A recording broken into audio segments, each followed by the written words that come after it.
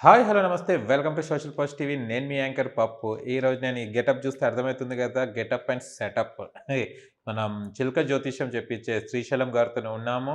And ఈ సినిమాకి సంబంధించిన కొన్ని మాకు డౌట్స్ ఉన్నాయి. ఆ డౌట్స్ చిలుక ద్వారా తెలుసుకోవడానికి మన శ్రీశైలం గారిని స్టూడియోకి పిలవడం జరిగింది. అండ్ కొన్ని ప్రశ్నలేసి ఏంటిదో కనుక్కోవడానికి ప్రయత్నిద్దాం. అంటే మాకున్న డౌట్స్‌ని దాంట్లో క్లారిటీ తీసుకోవడానికి చిలుకని పిలిపించాము. అండ్ అలాగనే శ్రీశైలం గారు వచ్చారు. చిలుక జ్యోతిష్యం చెప్పించుకోవడానికి నేను పిలుచుకొచ్చామండి. ఓకేనా? హాయ్ అండి. నమస్కారం. నమస్తే. ఎలా ఉన్నారు?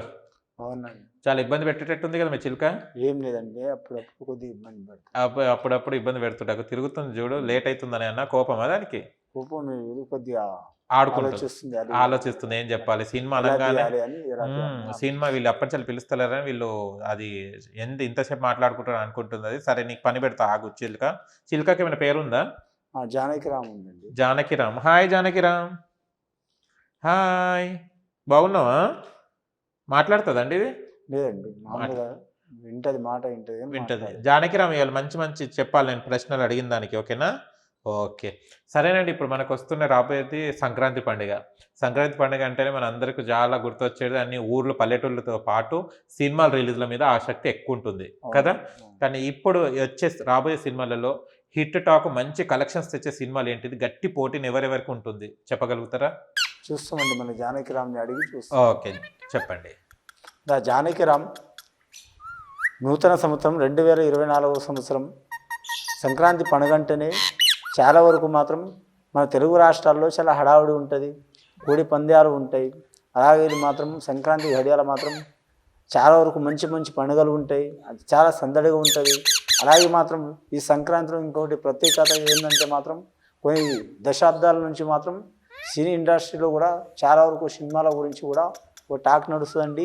ఈ సంవత్సరం 2024 సంవత్సరం సంక్రాంతి గడియలో కూడా మాత్రం కొన్ని సినిమాలు విడుదలవుతున్నాయి. 7-8 సినిమాలు రిలీజ్ అవుతున్నాయి. కానీ పెద్ద పెద్ద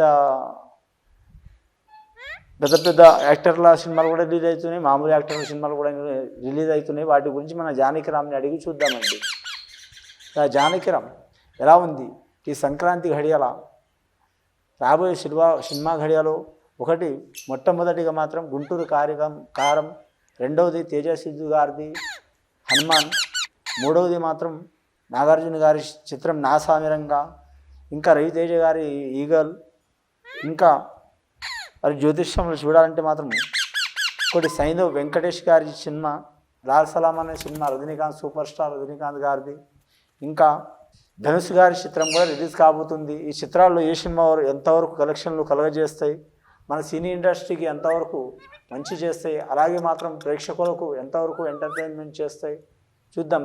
జానకిరామ్ ఇది ముందుగా గుంటూరు కారం పేరు మహేష్ బాబు గారి జ్యోతిష్య బలం ఎలా ఉందో చూడు. దానికి తెలిసిపోతుంది తీసి లోపలికి వెళ్ళిపోవాలని ట్రైనింగ్ బాగుంది.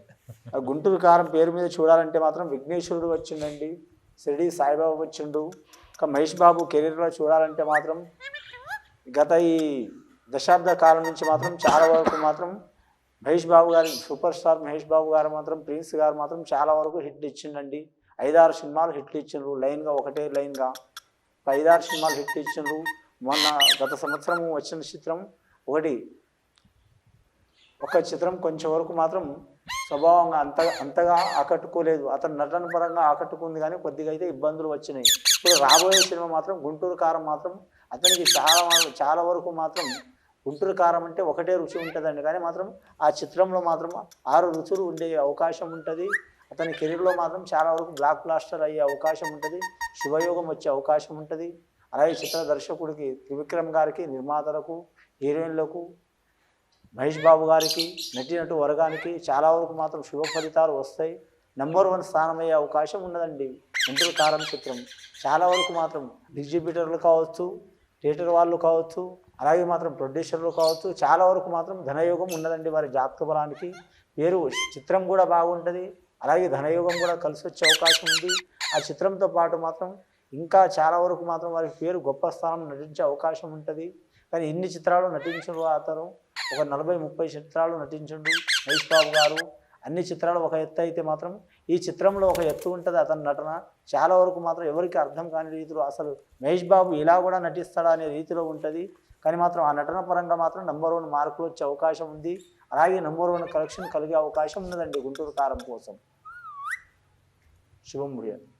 అయితే ఈసారి మంచిగా ఉందన్నమాట మహేష్ బాబు మహేష్ గారికి. బాబు గారి పేరు మీద బాగుందండి. ఓ సూపర్. ఇంకా రాబోయే ప్రీవియస్ మూవీస్ కన్నా ఈ మూవీస్ చాలా బాగున్నాయి ఈ అన్నమాట. 10 ఇయర్స్ ఈ 5 ఇయర్స్లో మాత్రం అతనికే చాలా వరకు హిట్లు నడుస్తున్నాయి. ఓకే. కథలు కూడా చాలా ఎంపిక చేసుకుంటుండో, చాలా ఆలోచించి చేసుకుంటుండు.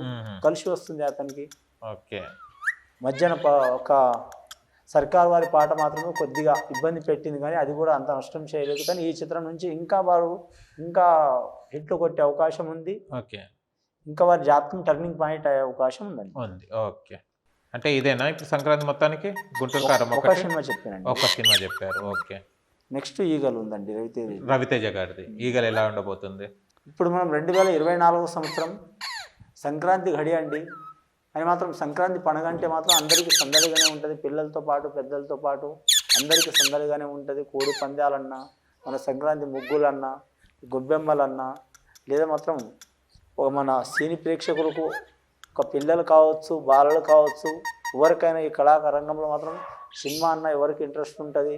అందులో మాస్ మహారాజా రవితేజ గారి సినిమా మాత్రం ఈగల్ చిత్రం కూడా రిలీజ్ కాబోతుంది. మాస్ మహారాజా రవితేజ గారి జ్యోతిష్య బలం ఈగల్ చిత్రంతో ఎలా ఉంటుంది, వారి జ్యోతిష్య బలంలా కలిసి వస్తా కలిసి రాదా చూద్దామండి. దా ఈగల్ రవితేజ గారి జ్యోతిష్య బలం ఎలా ఉంది, మాస్ మహారాజా జ్యోతిష్య బలం.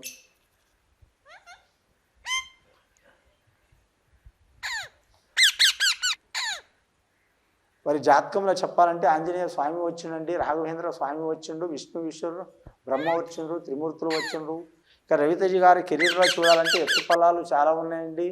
కానీ వారి జాతకంలో మాత్రం ఏ చిత్రమైనా హిట్ అయినా కానీ మాత్రం వారు వెనకబడ్డా కానీ మాత్రం ఫెయిల్ అయ్యే అవకాశం ఉంటుంది. వారి జాతకానికి నటించేదే ఉంటుంది ఆయన జాతక బలానికి. కానీ ఈగల్ చిత్రం కూడా మాత్రం వైవిధ్యమైన పాత్రలు పోషిస్తుండు వారు.